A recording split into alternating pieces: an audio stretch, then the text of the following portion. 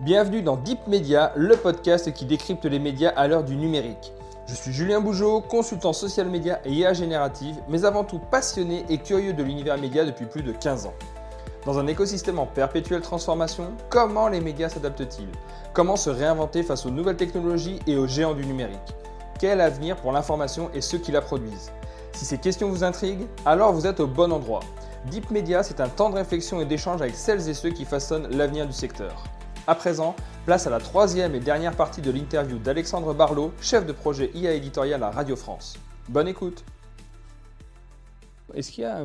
Comment est-ce que c'est évalué aussi cette mise en place de l'IA? Est-ce qu'il y a des comités de pilotage? Est-ce qu'il y a des espèces de points d'étape? Et comment est-ce que ça se matérialise? Comment est-ce que vous arrivez à juger finalement d'un succès ou d'un échec, ou en tout cas de quelque chose à retravailler? Alors il y a plusieurs choses. On a un Copil Cortex en fait qui à un moment donné est transverse et permet de piloter la stratégie intelligence artificielle au niveau Radio France. Et il y a à l'intérieur de ce Copil Cortex, il y a un organe qui s'appelle la CIA, la cellule d'intelligence artificielle, où là c'est des réunions qui sont pour les deux hebdomadaires, et qui permettent de voir là où on doit mettre l'accent et très rapidement pouvoir dire bah tiens, on n'a pas été là, il faut qu'on aille là, ou on est sur ce projet-là, là il faut qu'on l'arrête parce qu'il n'y a pas un intérêt stratégique pour nous, ou alors il n'y a pas un intérêt, ou alors il y a un intérêt stratégique qu'il faut accélérer. Et on a des points d'étape comme ça qui sont hebdomadaires pour pouvoir être au plus près des besoins. Ouais, c'est ça, être agile et réactif, quoi. C'est ça. Ne pas se lancer par exemple, dans un déploiement technique et puis se rendre compte peut-être. C'est ça. Après que... Ouais, ou mobiliser des ressources extérieures à cette cellule-là, sur la partie technique notamment, et c'est bien souvent le cas là-dessus, de pouvoir être réactif en fait. Oui, carrément. Petite question un peu en prospective. Comment est-ce que tu imagines la radio publique dans 10 ans avec tout ce qu'on vient de se dire, etc. Comment est-ce que tu imagines que ça va influencer fortement le média radio, ou finalement ça va juste l'accompagner sans un bouleversement majeur? Alors la vraie question, c'est qu'est-ce qu'on entend par le média radio?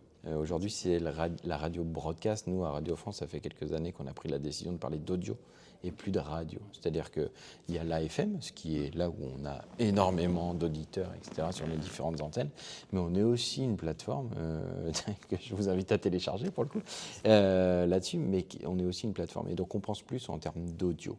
Et on sait que l'audio, pour le coup, il n'est pas en décroissance. Autant la radio, on en parle à chaque vague, il y a une décroissance de ce média-là. Là, pour le coup, c'est absolument pas le cas sur l'audio. Et Radio France se positionne sur l'audio. Et c'est pas uniquement des antennes, c'est aussi un orchestre, etc. On produit de la musique. Et là-dessus, on est un producteur. Enfin, comment sera l'audio demain? Sur l'info, c'est une vraie bonne question, parce qu'on voit comment ça évolue dans les voitures. On a des partenariats avec Renault pour être présent dans les voitures connectées, etc. Ça sera, je pense, un petit peu comme Netflix aujourd'hui, c'est-à-dire à la demande des gens. Un enjeu de distribution et de personnalisation peut-être. Ouais, qui sera ici. En revanche, nous, on n'a pas vocation, et je ne pense pas qu'on peut le demander à n'importe qui ici, à évoluer sur nos stratégies éditoriales. Le cœur de métier Ouais. va demeurer. On le fait tellement bien que je ne pense pas que... Ouais, c'est ça. Non, mais c'est intéressant parce que voilà, c'est vraiment un positionnement de l'IA comme un facilitateur, un accélérateur, mais pas un outil de bouleversement et de chamboulement, quoi. L'audio restera l'audio et on écoutera toujours de l'audio qui sera pas prononcé par des machines, qui sera toujours prononcé par des humains dans des micros. Alors après, là-dessus, on voit les expérimentations de la BBC, notamment sur la création de bulletins météo micro-ciblés, etc.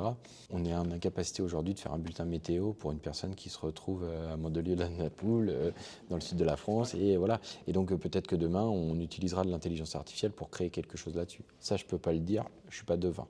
En revanche, ce qui est sûr, c'est que ça ne remplacera jamais notre capacité à aller sur le terrain, ce qui est notre objectif premier, notre travail premier, à la rencontre en fait de nos publics. On a quand même été, au début de la guerre en Ukraine, le deuxième média au monde à envoyer le plus de personnes en Ukraine pour raconter ce qui s'y passait. On n'a pas vocation à s'arrêter de faire ça. Oui, bien sûr.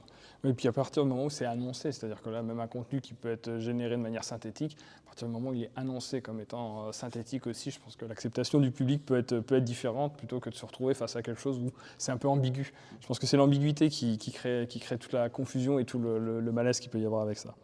Si tu avais un peu une carte blanche pour un projet antenne avec de l'IA, tu partirais vers quoi là? Si on te disait, tiens, t'as un petit créneau, t'as le droit à de l'IA pour un projet édito à l'antenne ou en podcast, ou voilà.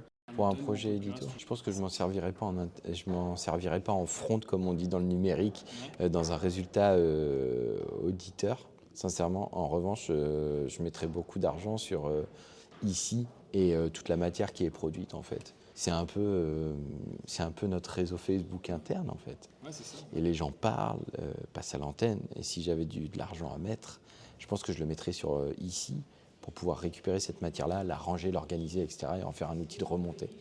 Parce qu'il y a des témoignages tous les jours. Parce qu'il y a des gens qui donnent leur avis. Alors, je ne dis pas qu'ils sont positifs ou négatifs, hein, on ne va pas les juger, mais ça nous permet de nous donner une couleur de ce qui se dit et ce qui se raconte en France. Et aujourd'hui, c'est là où est notre grosse marge de progression. Et derrière, ça pourrait faire beaucoup de choses. Est-ce que finalement, l'usage de l'IA à ce niveau-là, ça ne serait pas pour arriver à faire parler les territoires? Ça pourrait être un petit peu ça, quoi, grâce à ces outils de remontée, finalement, de faire croiser ces témoignages qui sont maillés sur tout le territoire et de l'arriver à les faire parler sur un sujet commun, comme l'expérience d'ailleurs que vous avez faite, qui a été faite il y a quelques mois. C'est peut-être un petit peu ça aussi. C'est notre objectif. C'est un facilitateur, une fois de plus. Ouais, totalement. Et le gros enjeu, je pense qu'il est là, effectivement. Comme tu le dis, je pense que ça, effectivement, c'est un truc où c'est hyper pertinent, l'usage de tout ça. C'est là où on a une richesse, on a une manne. En fait, je pense qu'aller créer, sincèrement, aller créer du contenu ex nihilo, avec de l'IA pour en faire de la diff derrière, aujourd'hui, une intelligence artificielle, elle a une incapacité, en fait. Je donne un exemple concret. Quand on a Vanessa Descoureaux qui va en Ukraine et qui nous parle du régiment Azov, c'est la première à avoir des témoignages, c'est la première à parler de ça. Et je ne parle pas en France, hein, je parle au monde, en fait. En fait, cette journaliste, elle est chez nous, elle est excellente, mais elle l'a dit en premier chez nous. C'est ça. L'IA ne se déplace pas encore sur le terrain, et donc c'est pour ça que... Mais même demain, en fait, des échanges entre deux personnes que l'on a comme ça, sans captation, il y a un moment donné, un off qui est donné à l'Assemblée nationale. Notre journaliste ne va peut-être pas le restituer à l'antenne. Et 95% du temps, le restituera pas à l'antenne. En revanche, ce contexte-là qu'il aura amassé, ça, l'IA l'a pas. bah voilà. Et donc, quand il doit interpréter une parole publique d'un François Bayrou ou de Ruffin, pour le coup, en fait, il a un contexte, il sait ce qui se passe en cuisine. Et là, l'IA n'est pas en capacité de le faire. Et ne sera jamais en capacité de le faire parce qu'il y a un moment donné, le secret et le culte du secret dans notre quotidien, hein, il y a certaines choses qu'on ne partage même pas avec la personne avec qui on partage sa vie. Donc, il y a un moment donné... Et puis il y a tout le sujet aussi de la manière dont on parle à une IA. C'est-à-dire qu'une IA, on voit bien quand on prompte une IA, il faut lui parler d'une manière très particulière. Quand on se parle entre nous, quand on travaille avec d'autres personnes sur un projet, il y a plein de choses qui sont en fait de l'implicite. On n'a pas besoin de le préciser parce qu'on a l'habitude, parce que comme tu dis, on a une culture métier, etc. Et ça, c'est vrai que l'IA n'a pas cette culture métier-là et on est perpétuellement obligé de lui réapprendre. Alors on peut la nourrir, on peut la fine-tuner au bout d'un moment sur certains trucs. Il y aura des limites. Et nous, on préfère se dire, je préfère investir sur de l'IA pour que mon journaliste qui se retrouve en Syrie, il ait une charge mentale en moins. Il ait gagné 3/4 d'heure, 1 heure. Et qu'en fait, sur ces 3/4 d'heure, 1 heure-là, il va prendre une demi-heure, lui, pour se reposer, puis il va passer une demi-heure de plus avec la personne. Et on sait très bien que c'est à la fin d'un échange qu'on a le plus d'informations. C'est pas au début. Non, mais c'est vrai que ça, c'est un vrai truc. C'est-à-dire que le journalisme est un métier qui est hyper hybride, qui est très subjectif, pas dans le traitement, mais dans la manière dont on le fait, parce que c'est de l'humain, parce que c'est une matière malléable, hein, l'information. On n'est pas en train de faire, je sais pas, des éprouvettes avec des tests. On n'est pas en train de faire de la chimie où c'est très cadré, etc. On est dans du journalisme, donc on est sur de l'humain, on est dans de l'audio, on est dans de la création, etc. Donc c'est vrai que c'est compliqué pour une IA d'arriver à s'adapter, à avoir ce degré d'humanité et de subjectivité qui puisse combler, remplacer en tout cas un humain. Donc c'est vrai qu'à ce titre-là, le journalisme a quand même, et en tout cas les métiers de la création audio, de manière générale, les métiers de la création ont beaucoup d'avance et seront compliqués à rattraper. Autant sur les métiers très techniques, très cadrés, c'est possible.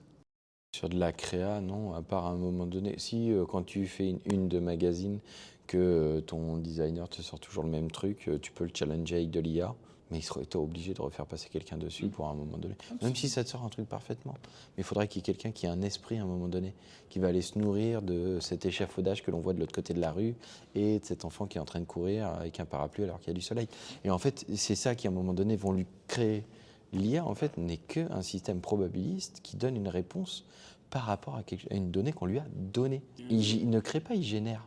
Le côté probabiliste est essentiel, c'est-à-dire que surtout dans un monde qui est soumis à plein de soubresauts, etc., la probabilité, elle n'a plus aucune valeur. Donc, non, par contre, c'est un facilitateur, comme on disait dans notre échange, chez les données, les tâches répétitives. Tout ce qui est répétitif, effectivement, qui est très cadré, qui est répétitif, qui est chronophage pour les équipes, là-dessus, ça peut être effectivement très bénéfique pour des métiers qui vont davantage valoriser tout le savoir-faire et toute l'expertise des journalistes. Donc, C'est ça. super, merci en tout cas. C'est la fin de la 3e et dernière partie de cette interview de Deep Media avec Alexandre Barlot, chef de projet IA éditorial à Radio France. Je vous donne rendez-vous prochainement pour de nouvelles interviews avec celles et ceux qui façonnent l'avenir des médias à l'heure du numérique. En attendant, pour ne manquer aucun des prochains épisodes, abonnez-vous à ce podcast et mettez les étoiles et commentaires adéquats. Deep Media est un podcast autoproduit par Follow Me Conseil, agence de formation et conseil stratégique spécialisée en IA générative et social media. À très bientôt.